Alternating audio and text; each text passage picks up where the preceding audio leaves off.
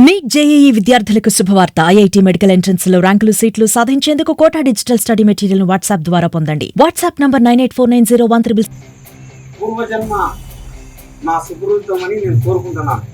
ఎందుకంటే ఇటువంటి మహనీయుడు వారసత్వమైన మనం భారతీయులంతా ఒక్కరిగా ఉండి ఏకదాటిగా భారత రాజ్యాంగాన్ని ముందుకు తీసుకోవాలని కోరుకుంటూ హిందూ ముస్లిం క్రైస్తవులు అందరూ సోదర భాగ్యంగా ఉండాలని కోరుకుంటూ ఇటువంటి గాంధీ తాత వారసత్వమైనందుకు ఈ భారతదేశంలో జన్మించినందుకు నేను కూడా గర్విస్తూ సెలవు తీసుకున్నాను. జై హింద్. మహాత్మా గాంధీ జయంతి, లాల్ బహదూర్ శాస్త్రి మన మాజీ పిఎం గారి జన్మదినం జరుపుకోవడం చాలా సంతోషంగా ఉంది. మన నాయకులు మన వీరల్ల సమస్యలు చాలా ఆనందం ఉంది. స్వాతంత్రం మన మహాత్మా గాంధీ సత్యం అహింస అనే ఆయుధంతోనే మనకు నడవడం నేర్పించినారు.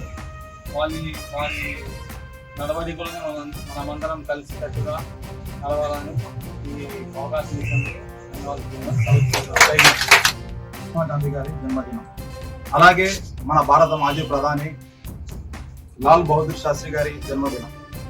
ఈ ఇద్దరు మహనీయులు మన దేశానికి ఎంతో సేవ చేసి స్వాతంత్రం రావడానికి ముఖ్య కారణం. భారతదేశంలో మనం స్వాతంత్రం రావడానికి ఎంతో మంది నాయకులు స్వాతంత్ర పోరాటంలో పాల్గొన్నప్పటికీ మహాత్మా గాంధీ గారు ముఖ్య పాత్ర పోషించారు. మన మహాత్మా గాంధీ గారు 1869 అక్టోబర్ 2న గుజరాత్ రాష్ట్రంలోని పోర్బందర్లో జన్మించారు. ఈయన తల్లిదండ్రులు తల్లి పుత్రిబాయి, తండ్రి కరమ్చంద్ గాంధీ. ఈయన చిన్నప్పటి నుండి మంచి స్వభావం కలవారు. ఈయన ఆర్యవైశ్య కులంలో జన్మించడం జరిగింది. ఈయన న్యాయవాద వృత్తిని అభ్యసించి ఉన్నత చదువులకై లండన్ వెళ్ళి అక్కడ బారిస్టర్ పూర్తి చేయడం జరిగింది. తర్వాత ఈయన బాంబే నందు ప్రాక్టీస్ చేయడం జరిగింది.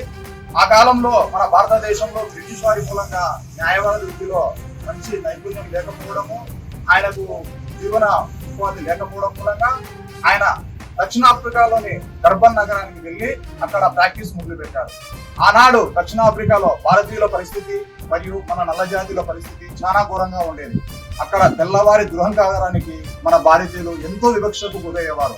ఒకానొక రోజు మన మహాత్మా గాంధీ గారు ఫస్ట్ క్లాస్ టికెట్ తీసుకొని రైలులో ప్రయాణం చేస్తూ ఉండగా ఆనాటి తెల్లదొరలు ఆయనని, నువ్వు నల్ల జాతీయునివి, నువ్వు భారతీయునివి, వెళ్ళి జనరల్ టికెట్ తీసుకొని థర్డ్ కంపార్ట్మెంట్ లో కూర్చోమని చెప్పారు.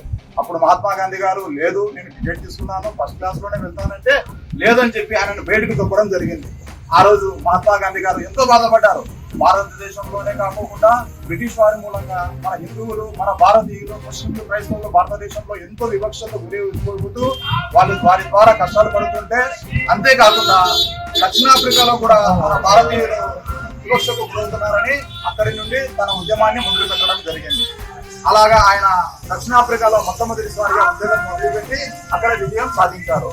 తరువాత ఆయన భారతదేశానికి వచ్చి భారతదేశంలో భారతీయులు ఎదుర్కొంటున్నటువంటి సమస్యలపై పోరాటం చేసి ఆనాడు తెల్ల దొరలపై తిరుగుబాటు చేసి ఉప్పు సత్యాగ్రహము మరియు క్విట్ ఇండియా ఉద్యమము మరియు స్వదేశీ ఉద్యమము మరియు విదేశీ వస్తువుల బహిష్కరణ చేసి భారతదేశంలోని ప్రతి వ్యక్తి నూలు వస్తువులను ధరించాలి, విదేశీ వస్తువులను బహిష్కరించాలని చెప్పి ఆయన ప్రకటించి స్వదేశంలో తయారయ్యే వస్తువులను ప్రోత్సహించినారు. అంతేకాకుండా ఆ రోజు జరిగినటువంటి జలియన్ వాలాబాగ్ దురంతంపై ఎంతో కన్నీటి పర్యంతం అయ్యాడు.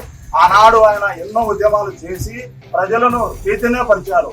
ఆయన చేసే ఉద్యమాలలో ముఖ్యంగా మహిళలకు సమాన హక్కులు, అంటరానితనం నిర్మూలన, వివక్షతను రూపుమాపి ఆనాడు భారతీయులను చైతన్యవంతులుగా చేసి భారతదేశం నుండి తెల్ల జొరలను అహింసా పద్ధతిలో శాంతియుత మార్గంలో వారికి దేశానికి వెళ్ళబట్టి మన దేశానికి స్వాతంత్రం తీసుకురావడం జరిగింది.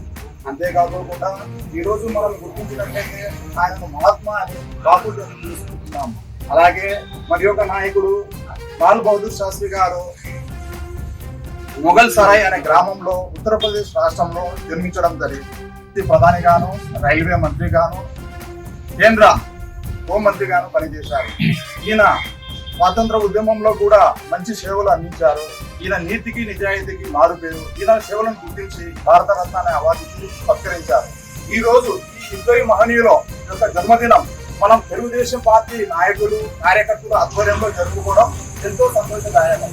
అలాగే ఈ కార్యక్రమానికి వచ్చినటువంటి తెలుగుదేశం నాయకులకు, పెద్దలకు, కార్యకర్తలకు, దేశభక్తులకు అందరికీ నా హృదయపూర్వక ధన్యవాదాలు తెలియజేస్తున్నాను. జై హింద్. నీట్ జేఈఈ విద్యార్థులకు శుభవార్త. ఐఐటీ మెడికల్ ఎంట్రన్స్ లో ర్యాంకులు సీట్లు సాధించేందుకు కోటా డిజిటల్ స్టడీ మెటీరియల్ ను వాట్సాప్ ద్వారా పొందండి. WhatsApp number 9849016661.